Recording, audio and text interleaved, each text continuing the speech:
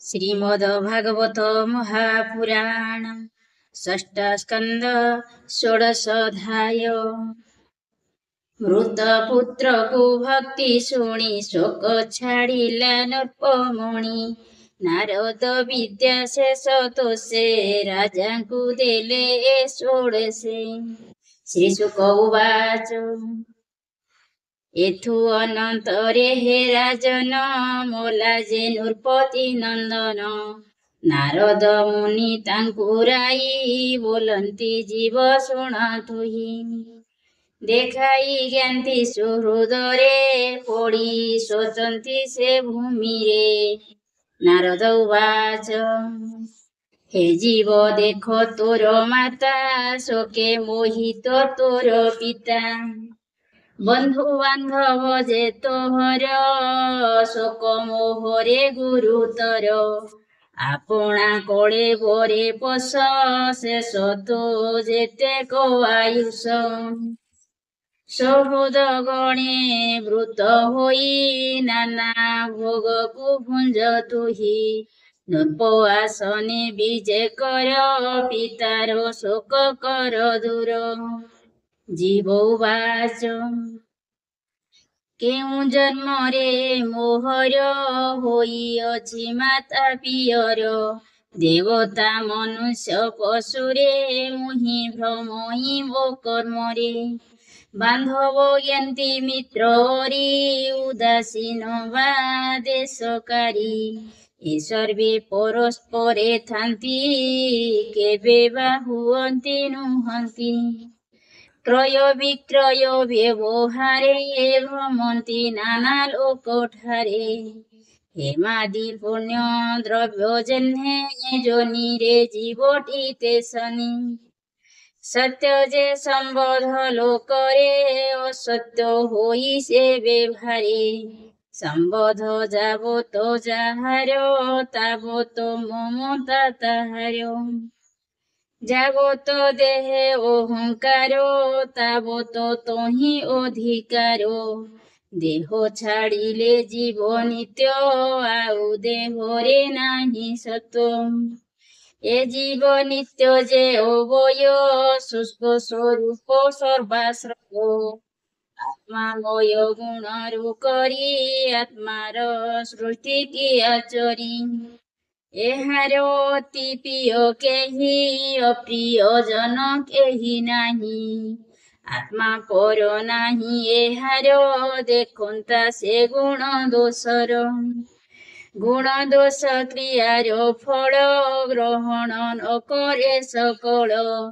उदासी जन प्राय होई पर पर को देखई। एमंत एक जे ईश्वर संसार निर्मित ताहारो। बादरायणी उवाच एमंत कहिण वचन जीव चलिला हे राजन। विस्मय तार बंधुगण शोक छाड़िले तत्क्षण। तातहु ज्ञान को शुणिले स्नेह सांकोली रे छेदिले। ए अनंतरे ज्ञाती जन वेद उचित कर्म मान। लोक विधि रे ताहा कले समस्त ताप को छाड़िले। जे शोक मोह स्नेह होई ताहा छाड़िले ज्ञान पाई। सिजे बाळग्नि राज नारी लाज पाई मने विचारी। बाळक हत्या पापु करी हत होइला तांको सिरी। ब्राह्मण वरिण उचित बाळक हत्यार जे व्रत। जमुना को से गले बाळक हत्या व्रत कले। ब्राह्मण आज्ञा परमाणे कले से वेदर विधाने। एमंते शुण हे राजन चित्र केतु विप्रवचन। शुणी तक्षणे ज्ञान पाई गृहକୁ आहार से होई। सरपंक जुग जेह्ने बाहार होइला ते शनि। कालिंदी जड़े स्नान कला पुण्य क्रिया को आचरिला। ମୌନ ବ୍ରତେ ମହାରାଜା ମୁନି ଚରଣେ କଲା ପୂଜା। ଏଥୁ ଅନନ୍ତରେ ନୃପବର୍ୟ ଭକତି ଦେଖିଣ ତାହାର। ନାରଦ ଅନୁଗ୍ରହ କଲେ ବିଦ୍ୟା ରାଜାଙ୍କୁ କହିଲେ। ନମସ୍ତେ ପ୍ରଭୁ ଭଗବାନ ବାସୁଦେବ ସର୍ବକାରଣ। ପ୍ରଦ୍ୟୁମ୍ନ ଅନିରୁଦ୍ଧ ବେନି ନମସ୍ତେ ସଂକର୍ଷଣ ପୁଣି।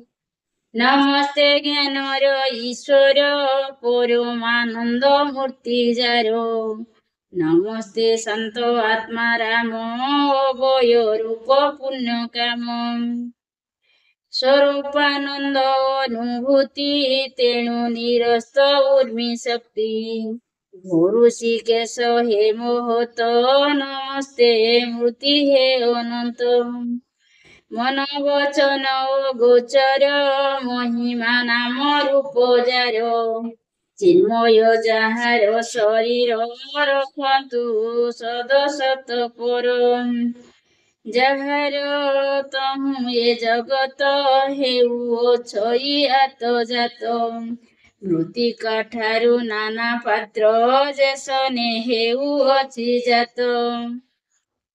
ସୃଷ୍ଟି ପ୍ରଳୟ ସ୍ଥିତି ଯହିଁ ସେ ବ୍ରହ୍ମେ ପ୍ରମାଣ କରଇ।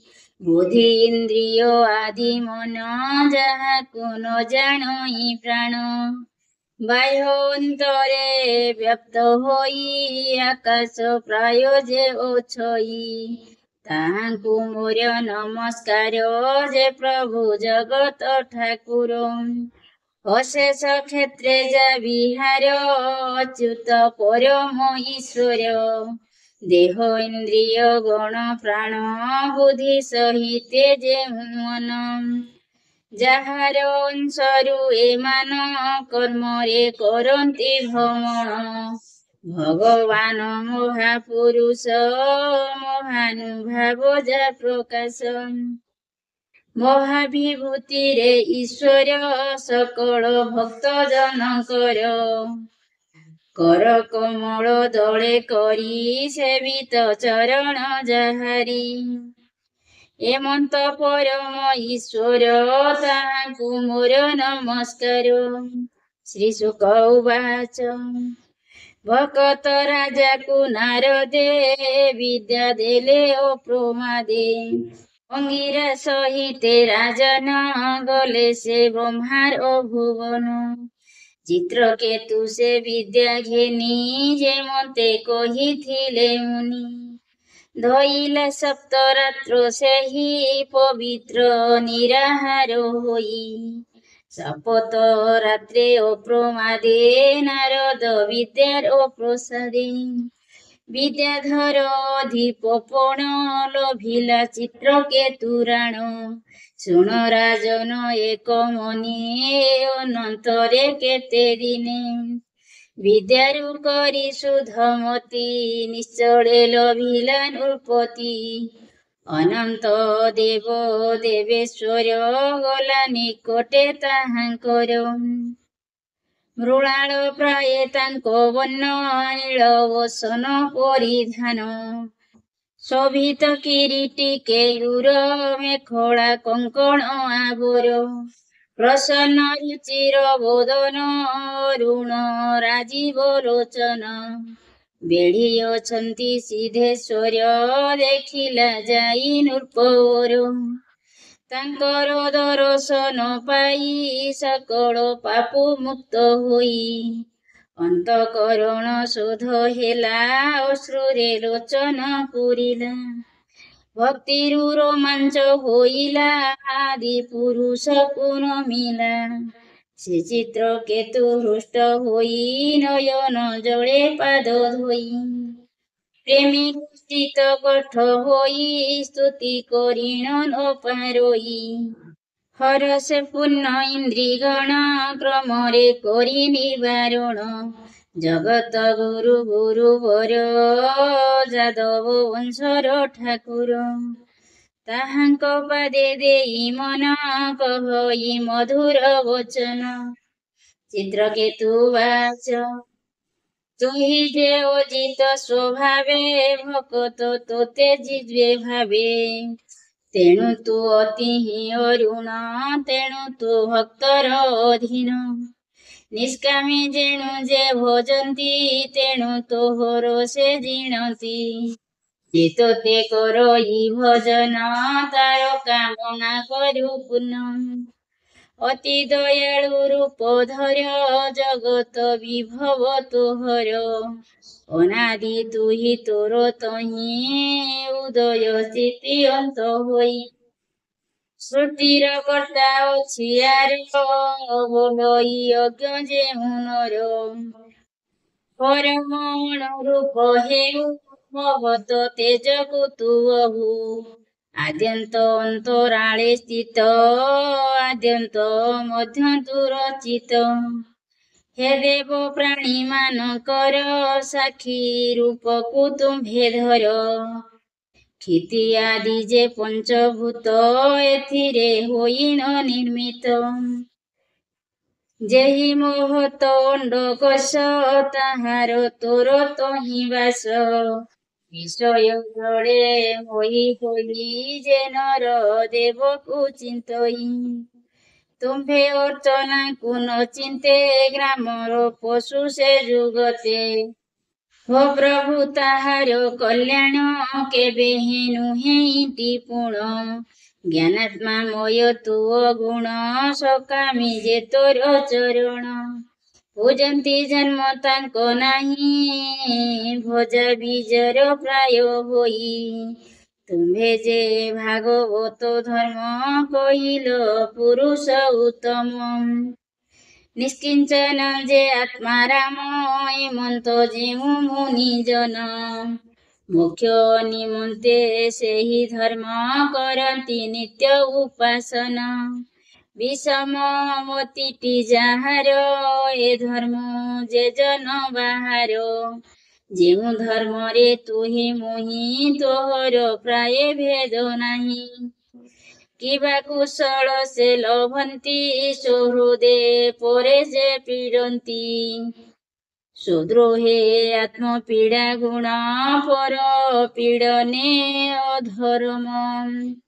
ବିହିତ ଧର୍ମ ଭାଗବତ ନ ଛାଡ଼େ କେବେ ପରମାର୍ଥ।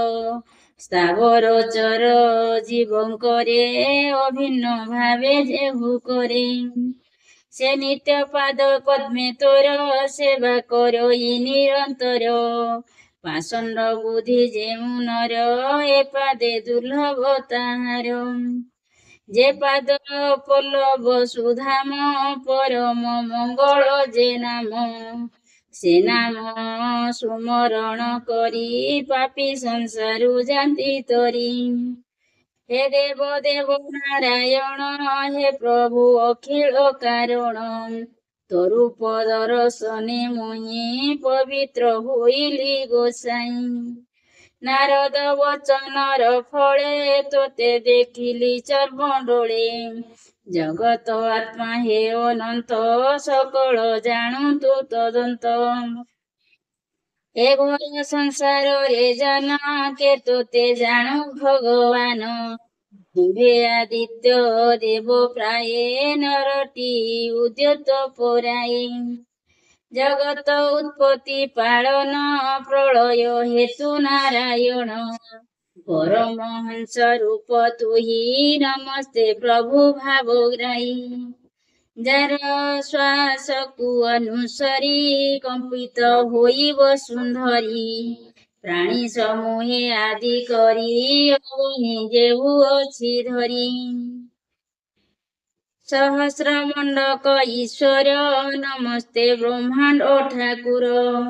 ଶ୍ରୀ ଶୁକ ଉବାଚ ଏମନ୍ତ ସ୍ତୁତି ତାର ଶୁଣି ଅନନ୍ତ ପ୍ରଭୁ ହଳ ପାଣି। ଯେ ଚିତ୍ର କେତୁ ବିଦ୍ୟାଧର ତାହାଙ୍କୁ ବୋଲନ୍ତି ଉତ୍ତର। ଶ୍ରୀ ଭଗବାନ ଉବାଚ ଶୁଣ ରାଜନ ପୁଣ୍ୟ ଦେହ ମୋର ଭକତ ଅନୁଗ୍ରହ। ନାରଦ ଅଙ୍ଗିରା ତୋହରେ କହିଲେ ଯେଉଁ ବିଦ୍ୟାସାରେ।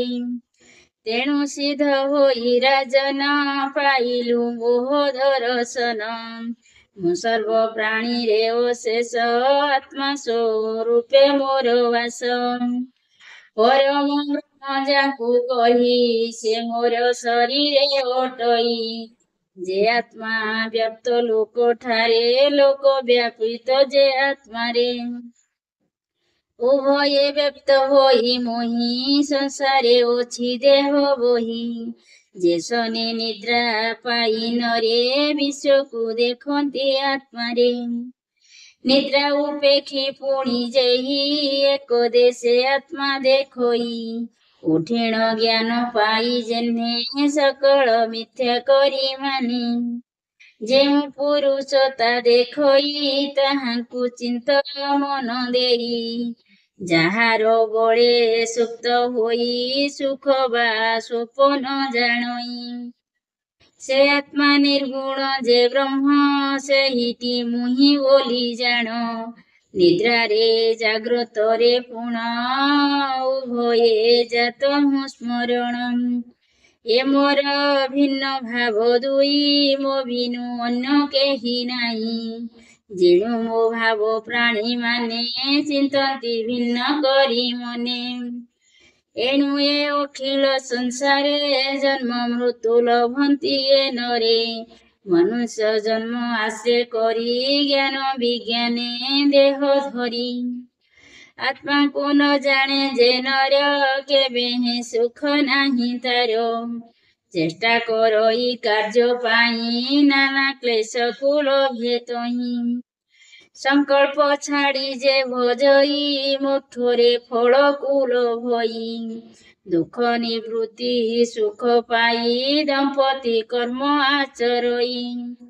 ସୁଖ ଦୁଃଖର ଭୋଗ ତହିଁ କେବେ ଲୋଭଇ ନ ଲୋଭଇ। ଏମନ୍ତ ବିଚାର ଯେ ଜାଣି କର୍ମ କରଇ ଯେଉଁ ପ୍ରାଣୀ। ଶୁଷ୍କ ଆତ୍ମଗତି ତାଠାରେ ନିମୁକ୍ତ ହୋଇ ଯେ ସଂସାରେ। ଜ୍ଞାନ ସମ୍ପନ୍ନ ହୋଇ ନର ଭକତି ଲୋଭଇ ମୋହର। ଯୋଗ ନିପୁଣ ବୁଦ୍ଧି ଲୋକେ ଜୀବ ପରମ ଦେଖେ ଏକ। ଶ୍ରଦ୍ଧାରେ ଯେବେ ତୁ ରାଜନ ଘେନିବୁ ମୋହର ବଚନ। ଜ୍ଞାନ ସମ୍ପନ୍ନ ହୋଇ ତୁହି ସିଦ୍ଧ ହୋଇବୁ ବେଗ ହୋଇ। ଶ୍ରୀ ଶୁକ ଉବାଚ ଚିତ୍ରକେତୁକୁ ଆଶ୍ୱାସେଣ ଜଗତ ଗୁରୁ ଭଗବାନ। ଦେଖୁ ଯେ ଥିଲା ଯେ ରାଜନ ପ୍ରଭୁ ହୋଇଲେ ଅନ୍ତର୍ଧାନ। ବୋଲଇ ବିପ୍ର ଜଗନ୍ନାଥ ଚିତ୍ରକେତୁ ରାଜା ଚରିତ। ଇତି ଶ୍ରୀମଦ୍ ଭାଗବତେ ମହାପୁରାଣେ ପରମହଂସ ସଂହିତାୟା ଷଷ୍ଠ ସ୍କନ୍ଧେ ଚିତ୍ରକେତୁ ପରମାତ୍ମା ଦର୍ଶନ ନାମ ଷୋଡ଼ଶୋଧ୍ୟାୟ।